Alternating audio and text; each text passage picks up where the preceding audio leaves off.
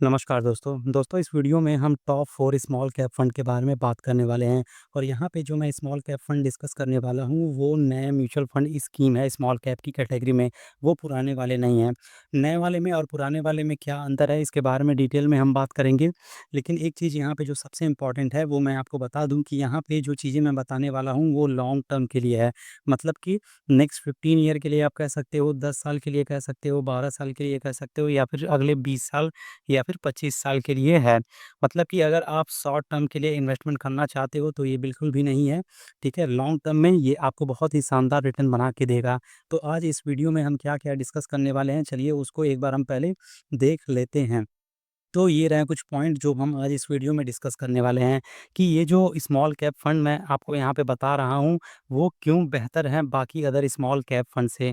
क्योंकि small cap की category में आप देखोगे 30 से ज़्यादा आपको स्मॉल कैप फंड मिल जाएँगे। तो इनमें आखिर क्या ख़ास बात है जो अदर म्यूचुअल फंड स्कीम में नहीं है। इसके अलावा जो सबसे इम्पोर्टेंट सेकंड पॉइंट है कि मिनिमम या फिर जो मैक्सिमम रिस्क है, इन सभी म्यूचुअल फंड स्कीम में वो कितना है इसके बारे में जानेंगे। एंड थर्ड पॉइंट कि हाउ मच मैक्सिमम और minimum return can we expect in long term investment. मतलब कि अगर मैं लॉन्ग टर्म के लिए इन्वेस्टमेंट करता हूँ 10 साल, 15 साल, 20 साल, 18 साल के लिए, तो कम से कम मुझे खराब से खराब रिटर्न कितना मिल सकता है और अधिक से अधिक अच्छा से अच्छा कितना रिटर्न मिल सकता है। तो इसके बारे में जानेंगे एंड सबसे लास्ट में जानेंगे कि हम इसमें कैसे निवेश कर सकते हैं और कितना निवेश कर सकते हैं कि हमें लॉन्ग टर्म में एक बहुत अच्छा रिटर्न देखने को मिले। तो चलिए हम अपनी बात स्टार्ट करते हैं तीसरे और चौथे पॉइंट से, इसके बाद हम पहले और दूसरे पॉइंट को डिस्कस कर लेंगे। तो तीसरे और चौथे पॉइंट को डिस्कस करने के लिए यहाँ पे सबसे अच्छा एग्जांपल मैंने लिया है। देखिए रिटर्न की अगर मैं बात करूँ तो मिनिमम अगर मैं मानूँ 12% मान सकता हूँ। मान लो फ्यूचर का तो हमें पता नहीं कि कौन-सा फंड कितना रिटर्न दे सकता है। हालाँकि स्मॉल कैप फंड की बात हो रही है तो इसमें कहा जाता है कि 18% तक का रिटर्न भी मिल जाता है। लेकिन मैं कहता हूँ कि खराब से खराब स्थिति हो गई, ठीक है? बहुत ही खराब स्थिति हो गई, तो भी आपको 12% के आसपास रिटर्न मिल जाएगा। अगर एवरेज सब कुछ रहा तो 15% के आसपास रिटर्न मिलेगा एंड सब कुछ बहुत अच्छा चला जैसे कि अभी तक चलता आ रहा है तो 18% तक भी आपको रिटर्न मिल सकता है।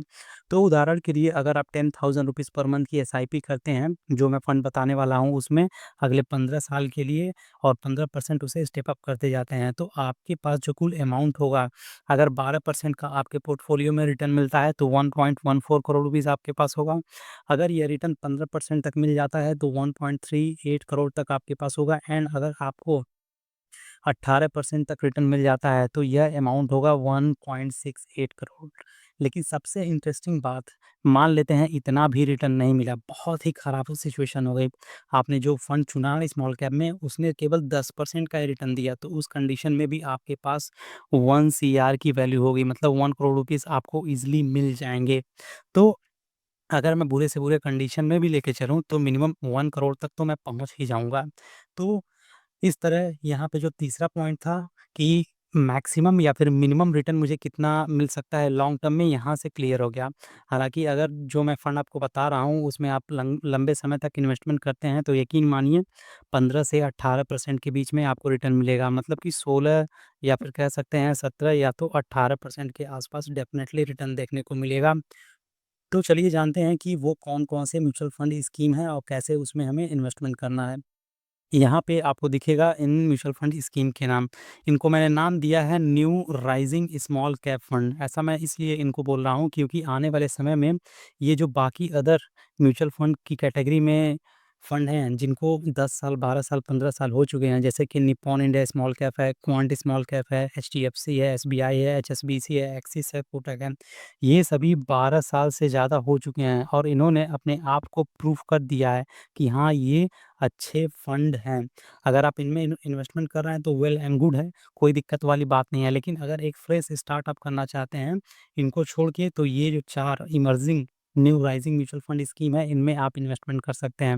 ये जो मैंने आपको बताया ये खराब नहीं है, ये बेहतरीन म्यूचुअल फंड स्कीम है। अगर आप इनमें इन्वेस्टमेंट कर रहे हैं तो करते रहिए एंड फ्रेश स्टार्ट भी करना चाहते हैं तो यहाँ से कर सकते हैं। इन सभी फंड का अगर लॉन्ग टर्म में आप रिटर्न देखेंगे तो इन्होंने 18% से ज़्यादा रिटर्न बना के दिया है।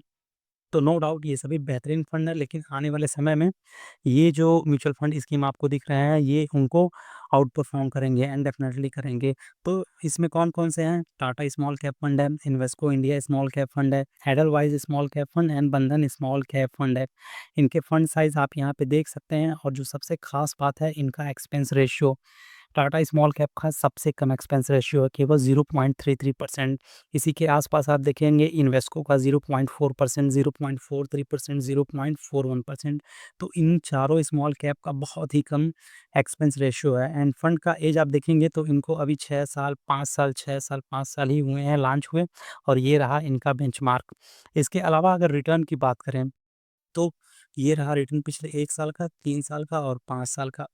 ये जो आपको रिटर्न दिख रहा है ये कैटेगरी एवरेज रिटर्न है, मतलब कि स्मॉल कैप में जितने भी म्यूचुअल फंड स्कीम है उनका एवरेज रिटर्न लिखा हुआ है। तो कैटेगरी का एवरेज रिटर्न आप देखेंगे -4.42% आया है, जबकि इन सभी म्यूचुअल फंड का आप देखेंगे तो इसी के आसपास है, मतलब कि निगेटिव है कह सकते हैं हम।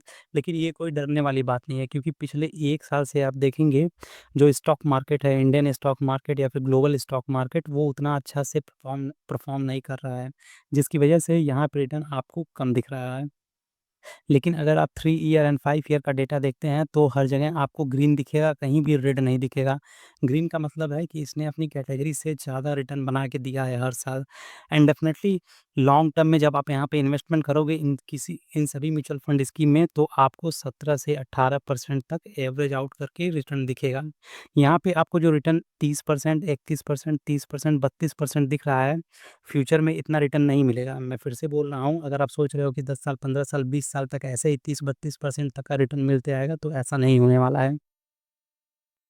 लॉन्ग टर्म में आप देखेंगे, मतलब कि आने वाले 10 साल, 15 साल, 20 साल में ये जो रिटर्न आपको 30% के आसपास दिख रहे हैं, ये कम होंगे और एवरेज आउट होके ये आपका 16 से लेके 20% के बीच में आएँगे। मतलब कि बहुत अच्छा रहा तो 20% तक, 19% तक दे सकते हैं, लेकिन खराब से खराब स्थिति में भी 15 से 16% तक आपको रिटर्न देने की क्षमता रखते हैं ये सभी म्यूचुअल फंड स्कीम।